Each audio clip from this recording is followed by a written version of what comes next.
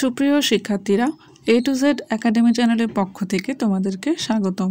আজকের এই পর্বে নবম শ্রেণীর বিজ্ঞান অনুশীলন বইয়ের কত রকম বাড়িঘর এই চ্যাপ্টারটির পরবর্তী পর্ব নিয়ে চলে এসেছে। 51 পৃষ্ঠায় বলা হয়েছে তোমাদের দলের লেখা বৈশিষ্ট্যগুলো ক্লাসের বাকিদের দেখাও, অন্যদের উল্লেখ করা বৈশিষ্ট্যগুলো শোনো।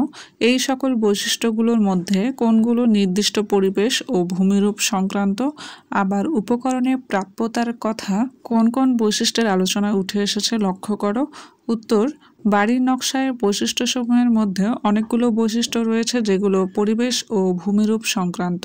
পরিবেশ এবং ভূমিরূপ পরিবর্তনের সাথে সাথে বাড়ির নকশায় বৈচিত্র্যতা দেখা যায়, যেমন সমতল ভূমির বাড়ি ঘরের নকশা ও পাহাড়ি এলাকার বাড়িঘরের নকশার মধ্যে পার্থক্য রয়েছে। অন্যদিকে মরুভূমি ও বরফ অঞ্চলে বাড়ির নকশাও ভিন্ন হয়।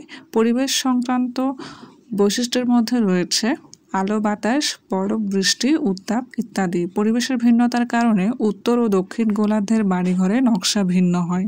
আবার বরফ আবৃত অঞ্চলে ঘরের চাল বেশি ঢালু করে রাখা হয়।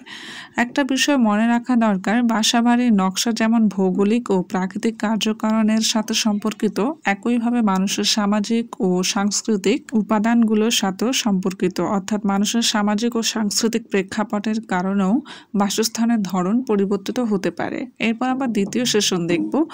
আগের সেশনে যে বিষয়গুলো নিয়ে আলোচনা হয়েছিল মনে আছে নিশ্চয়ই। বাসাবাড়ির নকশার বৈচিত্র্যের কারণ খুঁজতে গিয়ে তোমরা নানা দিক নিয়ে আলোচনা করেছিলে। পরিবেশগত দিক তার মধ্যে একটি। এখন ভেবে দেখো কোন এলাকার পরিবেশ কোন কোন বিষয়ের উপর নির্ভর করে। পরিবেশের মূল উপাদানগুলো চিন্তা করো। এখানে উত্তর হচ্ছে, যেসব পদার্থ দ্বারা পরিবেশ গঠিত হয় সেসব পদার্থের উপর পরিবেশ নির্ভর করে এবং এদের দ্বারা প্রভাবিত হয় তাকে ওই পরিবেশের উপাদান বলে।